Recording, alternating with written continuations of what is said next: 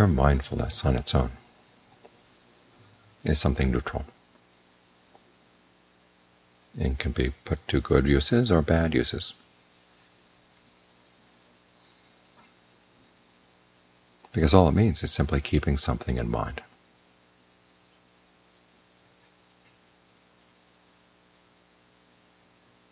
You can keep in mind the fact that you want to put an end to suffering. You can keep in mind a decision to rob a bank.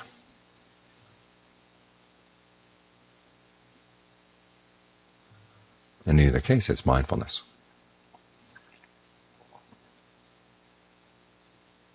So mindfulness becomes right depending on the task to which you put it.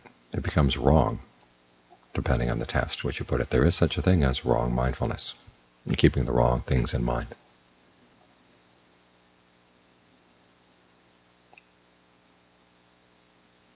So as we're practicing here, we want to make sure that our mindfulness is right mindfulness. There's two spots in the canon where the Buddha defines it. The best known definition is in terms of the four, which you might call establishings of mindfulness. In fact, there's a whole discourse, two whole huge discourses on the topic. But it's also good to keep in mind there's another definition of right mindfulness, a lot more simple. It's simply keeping in mind the fact that you want to develop the skillful qualities of the path, and you want to abandon their antitheses. In other words, you want to keep in mind the fact that you want to develop right view and abandon wrong view, develop right resolve, abandon wrong resolve. In other words, you're not simply observing without preference whatever comes up. You're keeping in mind the fact that there are skillful qualities you want to develop and unskillful qualities that you want to abandon.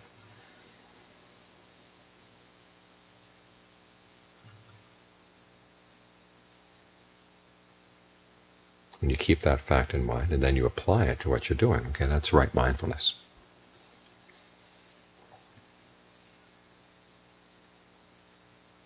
And it's important to keep this context in mind. Sometimes you see people interpreting the teachings on the establishings of mindfulness taken out of context. Right mindfulness builds on right effort, the effort to develop skillful things, the desire to develop skillful qualities in the mind and to abandon unskillful ones. And then just keep that in mind. Now, to keep that in mind, you've got to establish mindfulness, to give it a solid framework so that it will lead to right concentration. So as we're practicing mindfulness, remember that's the context. We've tried to develop a skillful understanding of what's skillful and what's not in the mind, and the desire to develop what's skillful, to abandon what's not. Now we're going to keep that in mind. And the best way to remember something is to have a good solid framework, a good solid foundation, a good frame of reference, which is where the establishings of mindfulness come in.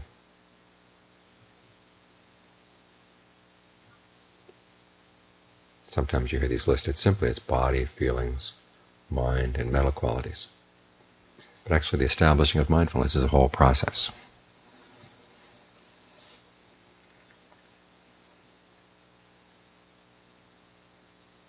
You try to remain focused on the body in and of itself, ardent, alert, and mindful, putting aside greed and distress with reference to the world. That's the process we're working on here as we focus on the breath.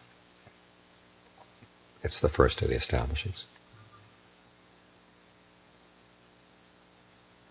To remain focused, that's anupassana. It means you choose something that you're going to watch and then you stick with it. In this case, the body in and of itself. In other words, not the body as it's a part of the world, or how it might be measured in the context of the world, whether it's good-looking or bad-looking, whether it's strong enough to do the jobs you need out in the world or not. just simply the body in and of itself on its own terms. Ardent, alert, and mindful. Ardent is what carries the process of right effort into the practice. You really want to do this skillfully.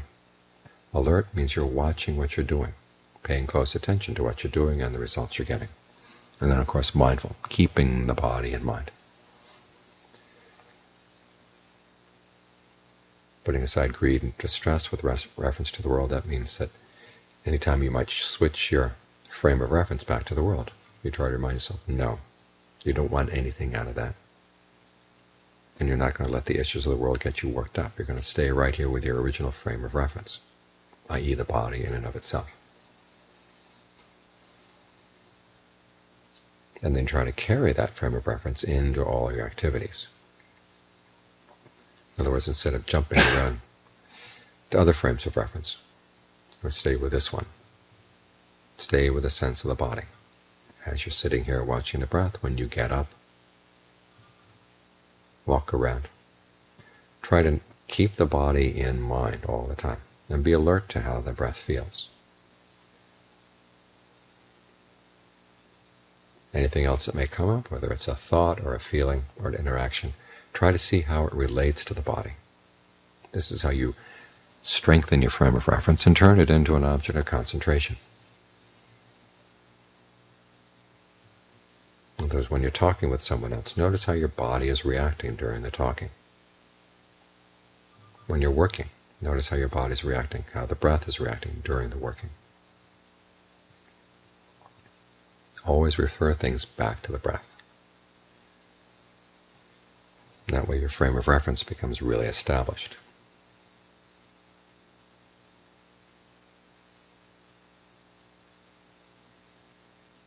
And you start gaining insights you wouldn't have seen otherwise.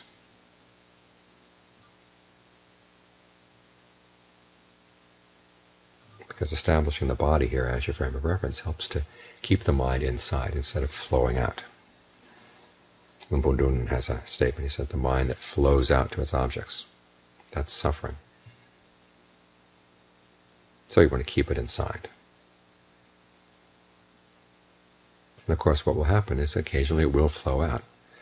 And maybe after time you'll be able to see it flow out as you're not flowing out along with it. It's like one mental state is flowing out, and the observer, though, is staying right here with the body.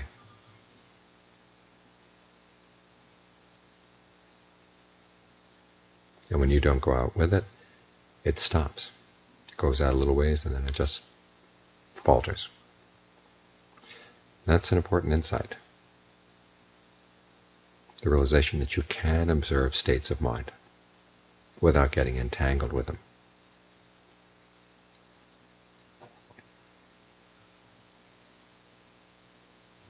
And that's the point where you can start using the other frames of reference. And John Lee makes the point that when you're staying with the breath, you've got all frames of reference right there. There's the feeling that's associated with the breath. There's the mind state that's trying to maintain concentration. And then the various mental qualities, either the hindrances that are coming in to interfere with your concentration or the factors for awakening that are helping it along.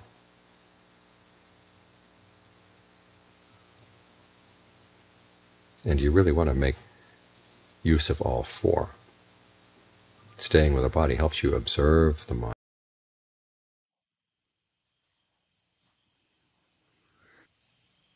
As you sit here with this bundle of feelings, there are lots of different feelings you could focus on.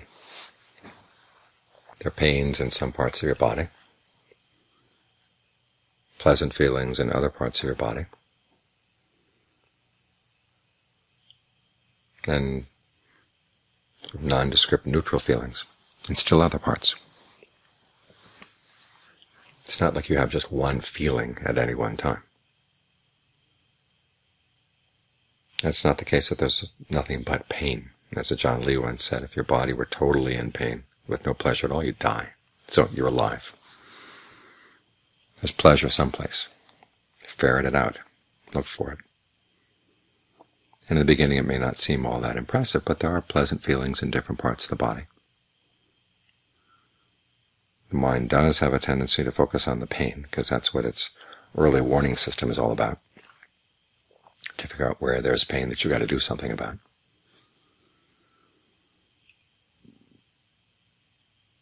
But you can cut that switch. Focus instead on where the pleasure is. It's like that old book, Drawing on the Right Side of the Brain, where they teach you not to draw eyes and noses and mouths and other recognizable features of the faces that you're trying to draw. Instead, you focus on drawing the space, say, between the eye and the nose, the space between the nose and the mouth.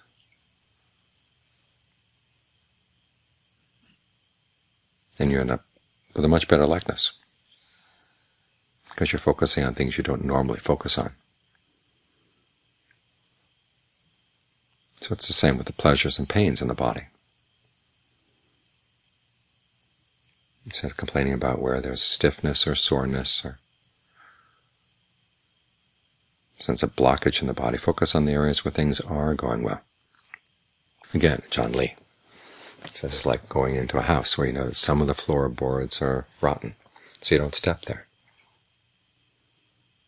You step where the floorboards are sound. When you're eating a mango, you don't eat the rotten spots. You eat the spots that are good, and you make the most of them. What this means is you focus on the pleasure in a way that helps to maintain it, allow it to grow. And when it feels good, you can spread it around. As the Buddha says, you want to suffuse the body with a sense of ease, a sense of fullness that you can come to as you focus on the breath.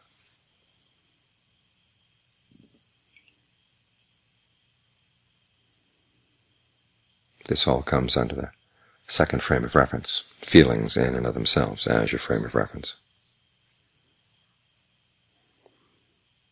If you read the sutta on the topic, it's possible to see it as telling you simply to stick with whatever feeling comes up, because it's just a list. These are the different types of feelings you could focus on. There's pleasant feelings, and there are painful feelings, and neutral feelings, and pleasure of the flesh, pleasure not of the flesh, pain of the flesh, pain not of the flesh, and so on.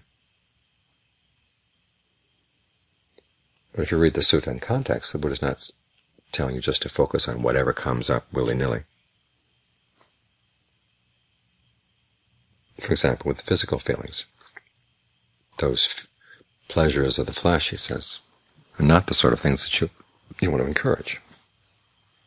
If you're practicing, if you're trying to find a good basis for a solid happiness inside, you want to develop the pleasures not of the flesh, i.e., the pleasure that comes from concentration.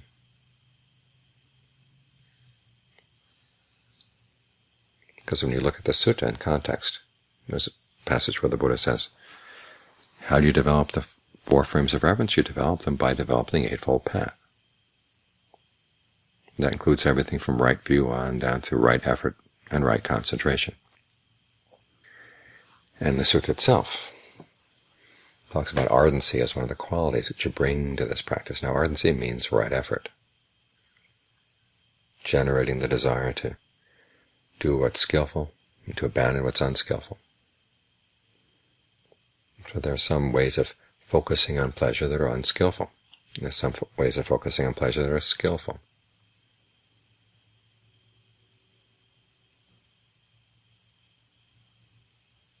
And so you want to learn how to gain some control over your feelings.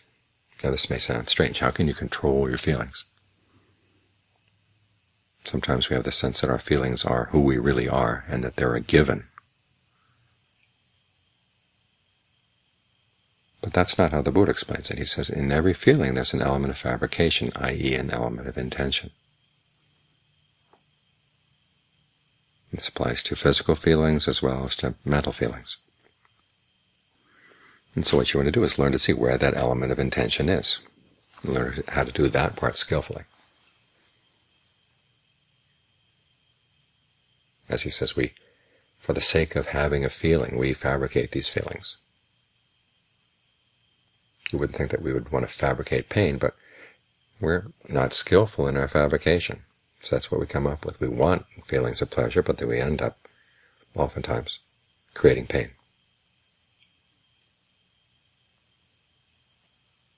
Now there are certain givens. You've got disease in your body, you've got aches, pains in your body, which come from old karma. You can't do much about that. But as John Lee says, it's not that your body is totally pained. And you do have the choice. Where do you want to focus your attention? What do you want to maximize? Do you want to maximize the pain or maximize the pleasure? What we're doing as we're sitting here meditating is learning how to develop the skills for maximizing skillful kinds of pleasure, skillful ways of approaching the pleasure.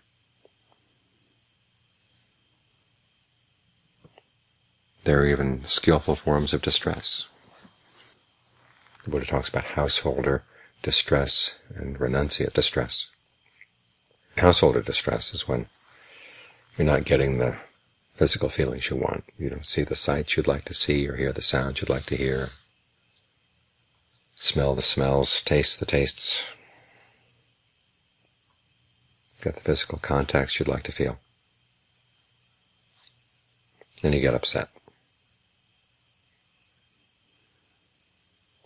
And for most of us, the way of dealing with that is try to find the things we want, i.e. replace householder grief with householder joy. That's when you get the sights and sounds and smells and tastes and tactile sensations that you'd like, the ideas that you'd like.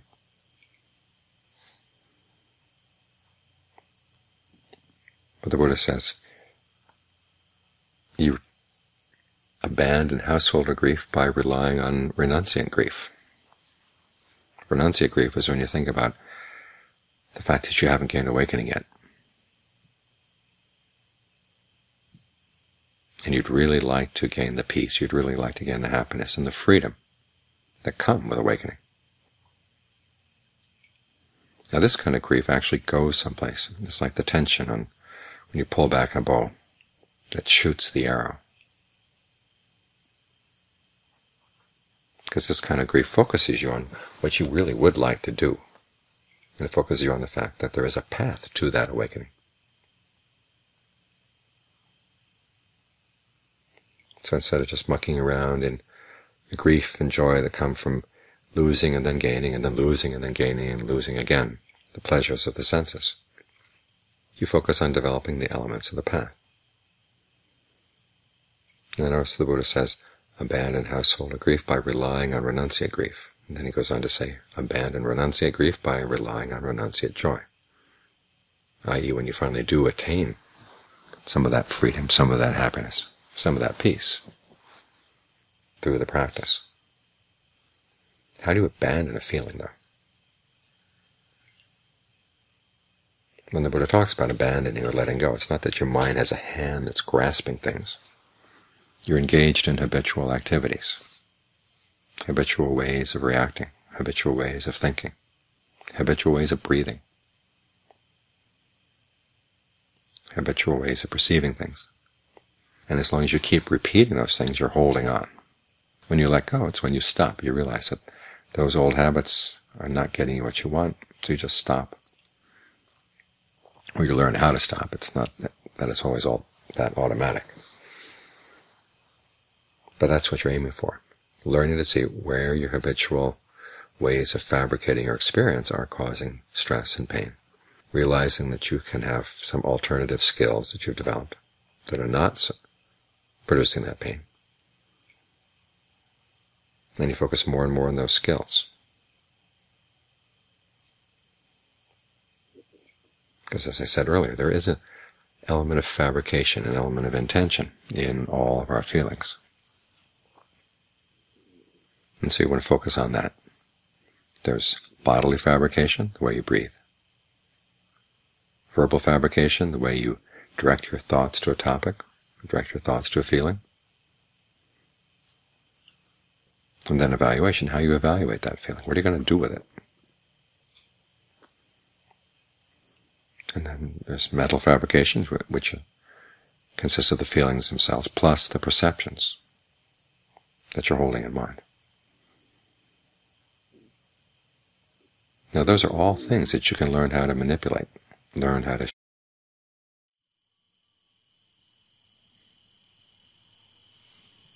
One of the important skills as a meditator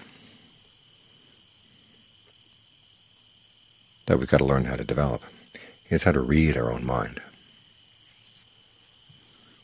Comes in the third frame of reference.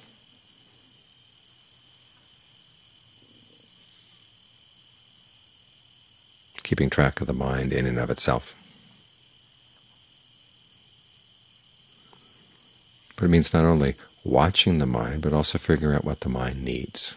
This is the part that tends to get left out.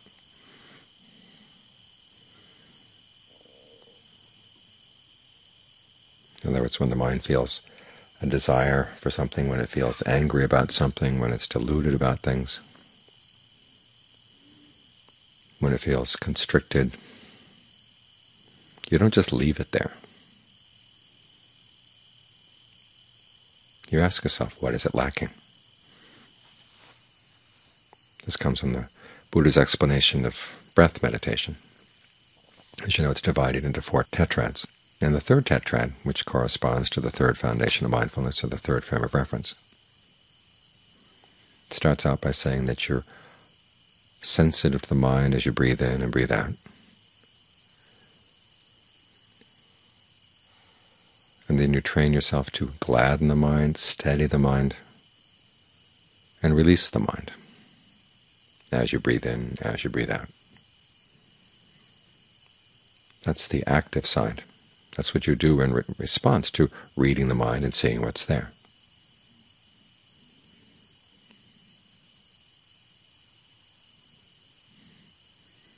And there are lots of different ways you can work with the mind. One way is to work through the body.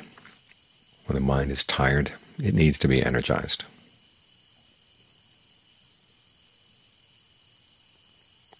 And here the breath is very helpful. What way of breathing is energizing? What feels really satisfying as you come in and the breath comes in, the breath goes out? Healing the body, and through the body healing the mind. This is an important skill. This requires that you learn how to read your breath. And then notice how the breath has an effect on the mind. This backs up a little bit into the second frame of reference, where you're aware of how the process of mental fabrication affects the mind. And the mental fabrication, or what are the mental fabricators? There's feeling and perceptions. And the feeling here can have an impact on the mind. You get a sense of ease, a sense of well-being, a sense of fullness in the body, and that can have a nice, soothing, energizing effect on the mind.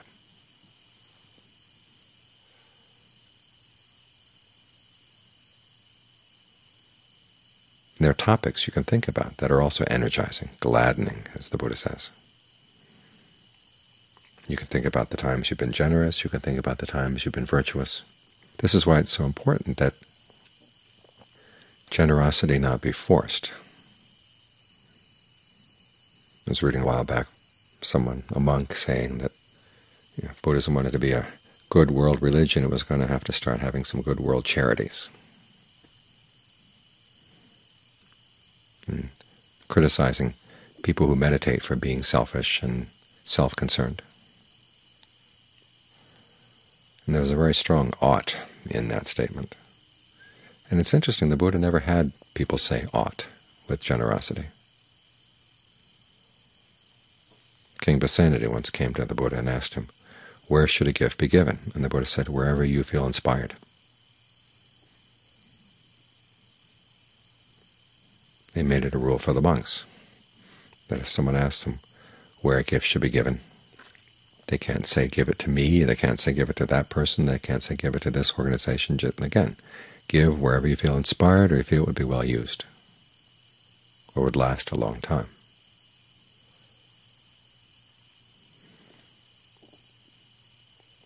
The purpose of all this is to protect the act of generosity so that it is a nourishing act.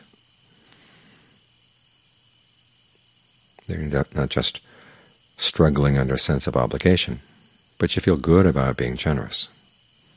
Because when you've been generous in that way, then when the time comes for when the mind needs a certain sense of being uplifted, that's the kind of act of generosity you can look back on and say, ah, yes, of my own free will, I did that. Then it's energizing. The same with the precepts. The Buddha talks about the precepts as a gift. And again, this is why the precepts have to be precepts without exceptions. You make up your mind you're not going to kill anybody, anything. You're not going to steal anything from anybody. You're not going to engage in illicit sex with anybody. You're not going to lie to anybody. You're not going to take intoxicants at all.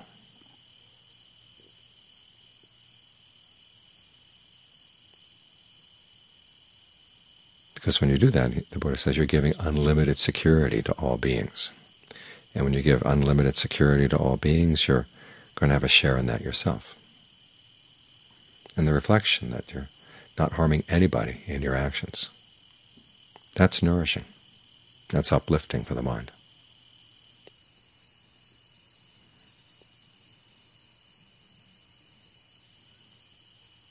So these are some of the tools that are useful in gladdening the mind, or satisfying the mind, or uplifting the mind, when you feel that it needs that kind of nourishment. Another step is to steady the mind. This is for when the mind is really scattered and all over the place. What do you find really brings it into the present moment? Again, the way you breathe can do this. If you find a sense of fullness in the breath, try to maximize that. How do you breathe in a way that maintains that sense of fullness all the way through the in-breath, all the way through the out? Because sometimes there's a tendency to squeeze the breath out, and you have to pull it back in. Well, how about staying full all the way through the in-breath, full all the way through the out? And if you notice any sense of squeezing, you stop. See how long you can maintain that sense of fullness. And that gets pretty riveting.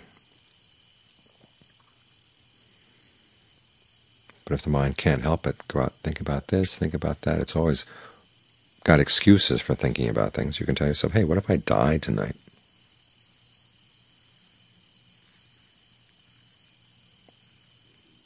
And you realize that all those plans and all those things you're worrying about would have no meaning at all. So why bother with them? Or even if you don't die tonight, there's going to come a time when these things don't mean anything at all. Imagine yourself already dead and looking back on this lifetime and saying, am I happy that I worried about X for 2 hours that night when I could have been meditating?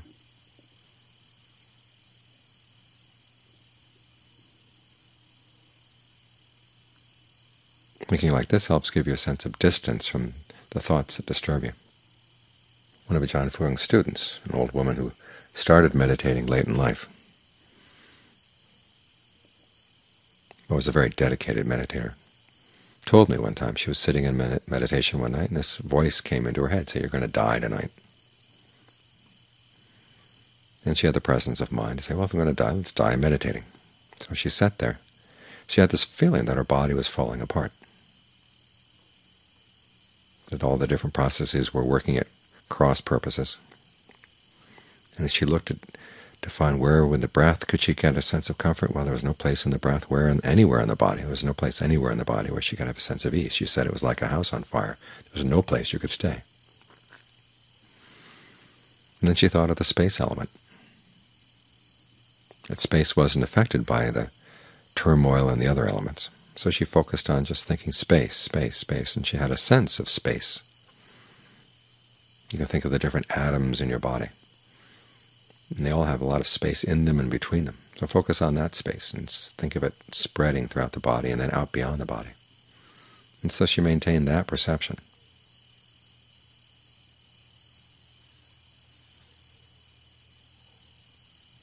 And then as she withdrew from that, she found that everything was back to normal in her body. She didn't die. But she learned something important. When things get really bad, you go to space and just stay there with that sense of equanimity and ease. So when you notice the mind popping around like popcorn, or even when it's just not steady, it's kind of has a loose fit with this meditation object, ask yourself, okay, what's needed here? How can you plug into the meditation object so everything is nice and snug?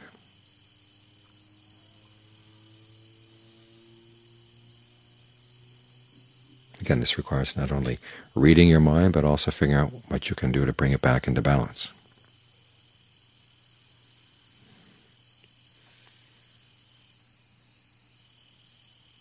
Which is connected also with the third technique that the Buddha recommends, which is to release the mind. Now, release here has many meanings. It can mean releasing the mind from unskillful mental qualities, so you can bring it into just basic concentration. In other words, releasing it from the hindrances, releasing it from whatever worries or concerns it may have. And then as you get it into concentration, how do you release it from the grosser levels of concentration to bring it to more refined ones? This is where you begin to gain some sense of using your discernment in the meditation, to sense where is there some unnecessary stress in this state of mind I've got here. What can I do to drop it?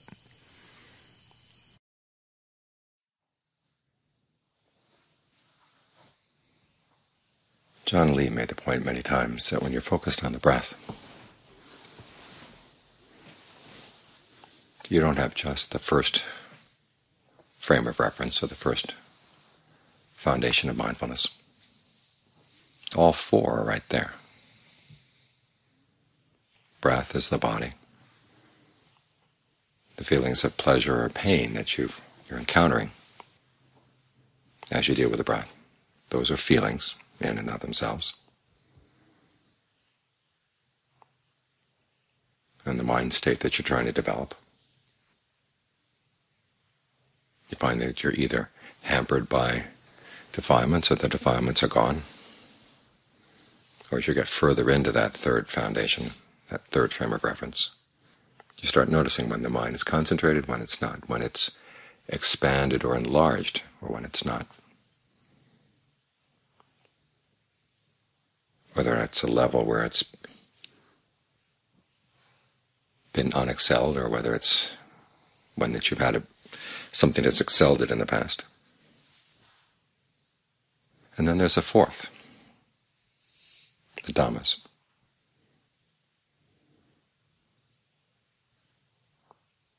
And often we don't have a real handle on that fourth foundation to see how useful it is. Because it's not just a list of all the Dharma teachings. Basically it's a list of ways you can look at problems that come up in the course of your practice. You've got the 5 hindrances, you've got the 5 aggregates, the 6 sense media, 7 factors of awakening, and the 4 noble truths. And they're useful frameworks for looking at what's actually going on. And it's not an exercise in bare awareness, because in each case there's a duty. Once you've figured out what's happening, given that particular framework, you know what to do in response. For instance, as we're going around through daily life, one of the main issues in our practice is restraint of the senses. As the Buddha said, when you're looking, try to notice where is the fetter in the looking. If you're listening, where's the fetter in the listening? And the fetter here is defined as the sense of delight, the sense of passion you may have for what you're looking at or why you're looking. Because it's not always the case that a sense of delight comes up after you've noticed something. Sometimes you have a very clear idea of what you want to look for. You want to get riled up about something. You want to get attracted by something. And so you look for it. And particularly with the mind. Notice when a thought comes up, okay, what's the appeal of this thought? Why do I go for this particular kind of thinking? Once you've looked at the appeal, then look at the drawbacks. What are the drawbacks of going with that kind of thinking?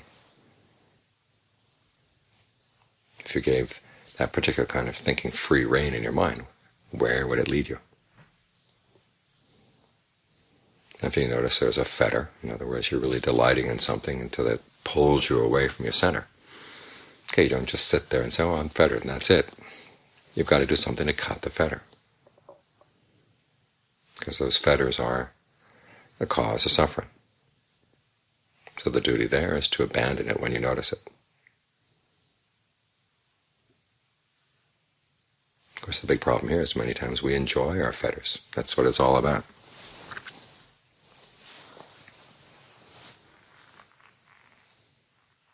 So we have to do something we usually don't like to do, is look at our enjoyment and see where it's causing problems. It may be nice right now, but where's it going to take you down the line?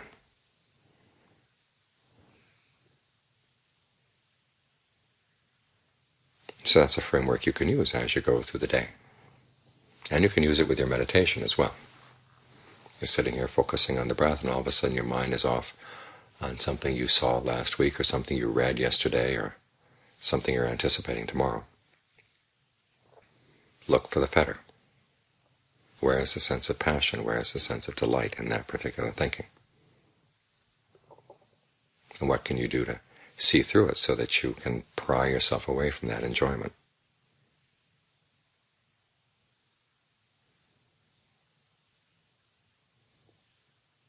Now, as the Buddha noted, the best thing is to, one, pull yourself away into harmless thinking, thinking that's actually skillful, and then from skillful thinking on into meditation, developing concentration.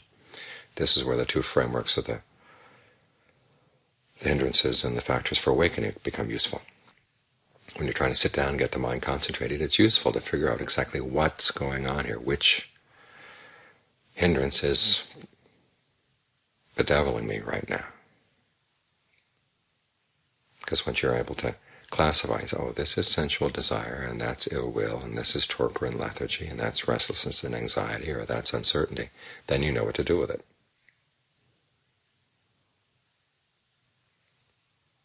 And sometimes just recognizing it as the problem gets you over the hump. Because one of the characteristics of the hindrances is that they deceive you. When you find yourself desiring something, your mind is on the side of the desire. You don't see it as a problem. This really is something desirable. When you have ill will for somebody, that person really is awful. When the mind is torpid, well, it's time to get some rest. It's time to sleep. The mind is getting too tired. And so on down the line.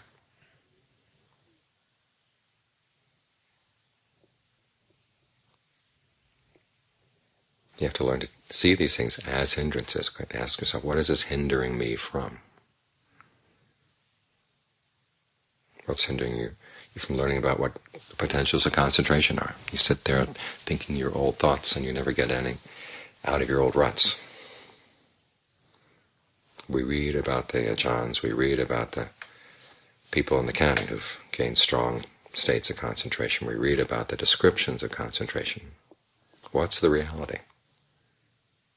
Exactly what do those words correspond to?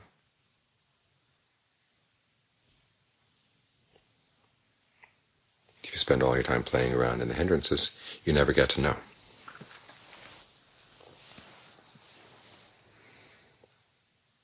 So you work on trying to bring some, what they call appropriate attention to the hindrance, seeing that it is a cause of suffering, trying to look for where the stress is, look where the limitation is. See how that hindrance is squandering your energy.